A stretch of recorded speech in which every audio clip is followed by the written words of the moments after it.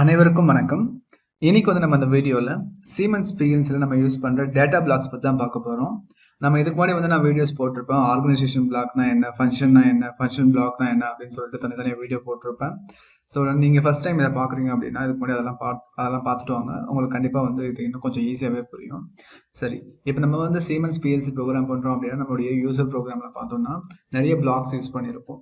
So அந்த blocks பத்தி உங்களுக்கு தெரியும். ஆர்கனைசேஷன் பிளாக் ஓபிஸ்ன்னு சொல்லுவோம். அப்புறம் ஃபங்க்ஷன் பிளாக்ஸ், ஃபங்க்ஷன்ஸ் இருக்கு, எஃப்சின்னு சொல்லுவோம். அப்புறம் பார்த்தீங்கன்னா system function blocks, system functions, SFC, SFP, இந்த மாதிரி நிறைய இருக்கு. ஸோ அதில் ஒன்று தான் டேட்டா பிளாக்ஸ்.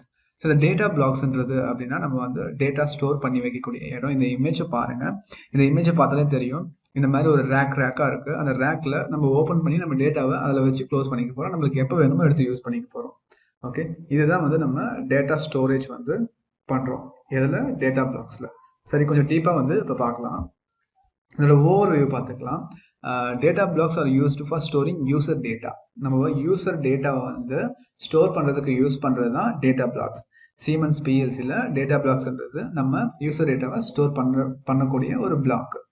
சரி, எப்படின்னா நம்ம like the logic blocks, data blocks take up space in the user memory. Logic blocks மாதிரி டேட்டா பிளாக்ஸும் யூசர் மெமரியில் ஒரு ஸ்பேஸை எடுத்துக்குது. எதுக்காகனா நம்ம டேட்டாவை ஸ்டோர் பண்ணுறதுக்காக. இந்த டேட்டா பிளாக் பார்த்தீங்கன்னா என்னெல்லாம் இருக்கும் அப்படின்னா ஒரு வேரியபிள் டேட்டா இருக்கணும். நம்ம யூசர் ப்ரோக்ராமில் யூஸ் பண்ணுற ஒரு வேரியபிள் டேட்டா. எக்ஸாம்பிள் என்ன சொல்கிறாங்க அப்படின்னா நியூமெரிக் வேல்யூஸ் அப்படின்னு சொல்லியிருக்காங்க. அடுத்தது the user program can access the data in a data block with bit, byte, word or double word operations.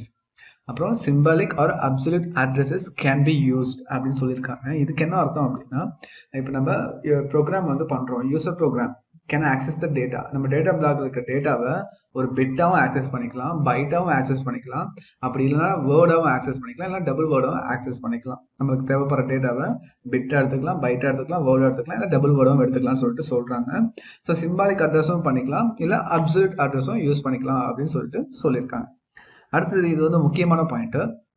Data blocks are blocks used by the logic blocks of the user program for storing values. Unlike temporary data, the data in data blocks is not overwritten when execution of the logic block is completed or when the DB is closed அப்படின்னு சொல்றாங்க. அதாவது data blocks இது பாத்தீங்கன்னா logic blocks எல்லாம் use பண்ணக்கூடிய ஒண்ணு.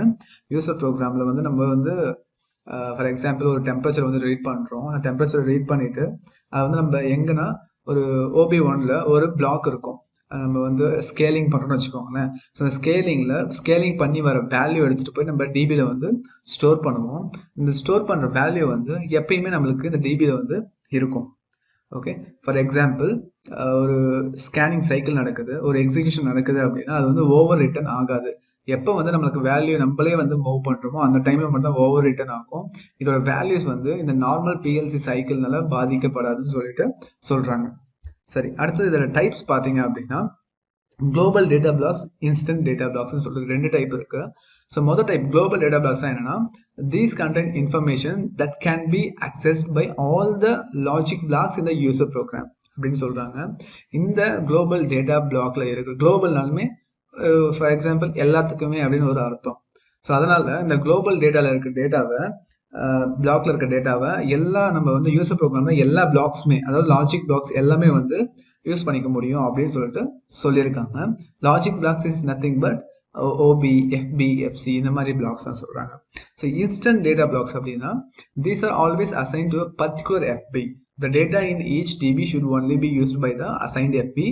Instant data blocks are dealt with in more detail in the chapter functions and function blocks சொல்லியிருக்காங்க. சரி, நான் இந்த டிபிஸை பத்தி நான் இன்னும் ரொம்ப டீப்பா இந்த ஃபங்க்ஷன் பிளாக்ஸ் வச்சு உங்களுக்கு எப்படி டிபிஸ் கிரியேட் பண்றது, எப்படி வேல்யூஸ் ப்ராசஸ் பண்றது, எப்படி டிபிக்கு டேட்டா மூவ் பண்றது, எப்படி நம்ம டேட்டா இனிஷியலைஸ் பண்றது, இந்த மாதிரி நிறைய சொல்லி கொடுக்குறேன். சரி, இப்போ குளோபல் டேட்டா பிளாக்னா என்ன?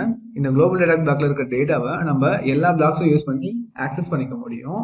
ஆனா இன்ஸ்டன்ட் டேட்டா பிளாக்ன்றது பர்டிகுலரா FBக்கு அசைன் பண்ணியிருப்பாங்க. அந்த FBல மட்டும் தான் யூஸ் பண்ண முடியும். மற்ற எந்த லாஜிக் பிளாக்காலையும் யூஸ் பண்ண முடியாது. இதுதான் டைப்ஸ் ஆஃப் டேட்டா பிளாக்ஸ். மொத்தம் ரெண்டு type, global and instance. So இன்னும் புரியுற மாதிரி பாத்தீங்கன்னா இங்க பாருங்க, டேட்டா பிளாக்ஸ் இருக்கு. இப்போ வந்து இது வந்து ஆர்கனைசேஷன் பிளாக். இங்க accessible to all blocks எது குளோபல் டேட்டா. அந்த DB20ன்றது எல்லா பிளாக்ஸுமே ஆக்சஸ் பண்ண முடியும். ஃபார் எக்ஸாம்பிள் இந்த ஃபங்க்ஷன் பிளாக் FB1 யூஸ் பண்ணிக்கலாம், FC20 யூஸ் பண்ணிக்கலாம், FC10 யூஸ் பண்ணிக்கலாம், OB1 யூஸ் பண்ணிக்கலாம். ஸோ இந்த மாதிரி வந்து இந்த குளோபல் டேட்டா பிளாக்ன்றது எல்லாத்துக்குமே வந்து ஒரு பர்மிஷன் வந்து கொடுக்கும் ஆக்சஸ் பண்றதுக்கு. பட் இன்ஸ்டன்ஸ்ல வந்து பாத்தீங்க அப்படின்னா நம்ம FB1க்கு அசைன் பண்ணிருக்கோம் அப்படின்னா FB1ஆல மட்டும்தான் அதை வந்து ரீட் பண்ண முடியும். மற்ற எந்த பிளாக்காலையும் அதை ரீட் பண்ண முடியாது. ஓகே, ஈவன் இந்த குளோபல் டேட்டா பிளாக்ல ரைட்டும் பண்ணிக்கலாம்.